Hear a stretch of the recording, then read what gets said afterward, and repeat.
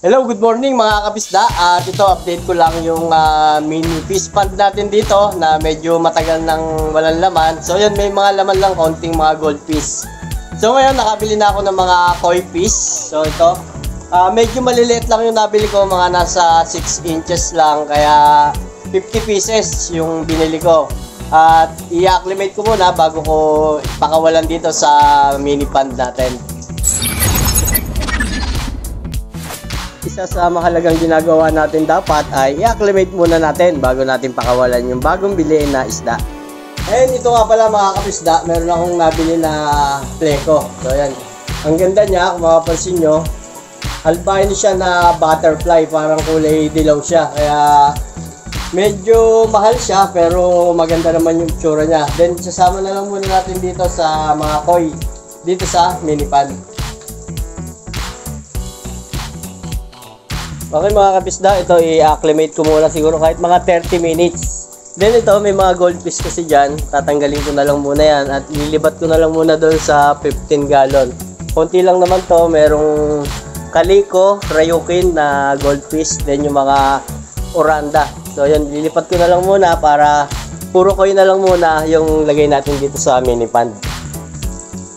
Okay, ito na mga kapisda, after 30 minutes, pakawalan na natin itong mga koi fish natin. Pero unahin muna natin pakawalan itong butterfly na pleco. So napakaganda ng butterfly pleco na to at kulay dilaw siya. Hindi ko na lang din isasama yung tubig na nasa plastic para kung may mga parasite man, hindi na masama doon sa tubig dito sa pond natin. Kahit ganito yung itsura niya. Ay! Bukod sa maganda at kakaiba yung kulay niya, kulay dilaw na pleco, ay masipag din siya maglinis at kumain ng mga lumot-lumot. Ito mga kapisda, pakita ko lang muna yung mga butterfly natin. Butterfly na pleco. So yan, napakaganda nilang tignan. Yan. Yun yung iba, nagtatrabaho na agad, kumapit na agad dun sa pinaka side nung mini pond natin. At ito naman yung mga koi naman ang papakawalan natin. At ito na mga kapisda, pakawalan na natin yung mga koi fish natin. So nung unang bala ko talaga malalaking mga koi, so wala akong makuha, kaya ganito na lang muna na mga nasa 6 inches. So okay na muna yung ganito at dito ko na lang sila papalakihin. Hindi ko na lang din isasama yung tubig na nandun sa plastic para nga kung halimbawa may mga parasite na kasama ay hindi na mahalo dito sa tubig natin sa mini fish pond.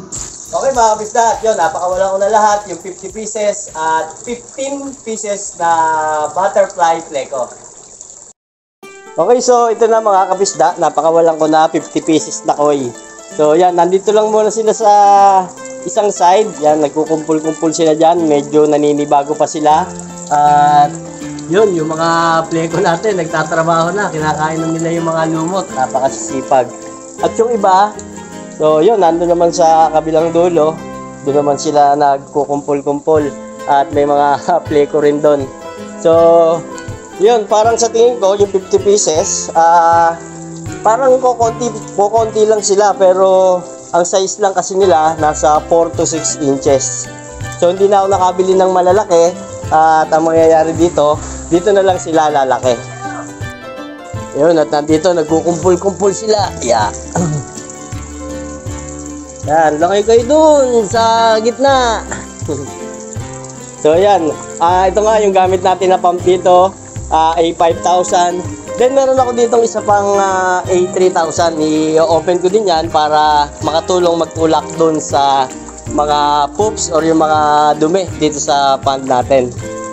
Okay mga kapisda, at yan muna yung update dito sa mini pond natin. So yun, medyo gumanda-ganda ng tignan yung mini pond natin dahil marami ng mga koi na nakalagay. At dito nga, kung makapansin nyo, wala pang pinakaharang dito sa gilid. May possible na tumalon sila pagka medyo na-stress. Then yung mga kabilang side kasi naharangan ko na yun eh. Pero dito, siguro babantayan ko na lang muna kung sakaling tatalon. So, yun lang muna ang update sa mini pond natin. At update na lang uli ako kung ano pa yung mangyayari dito sa mga susunod na araw. At kung magiging okay ba sila dito at magiging masig na sila. Okay mga kapisda, hanggang dito na lang muna at happy Peacekeeping!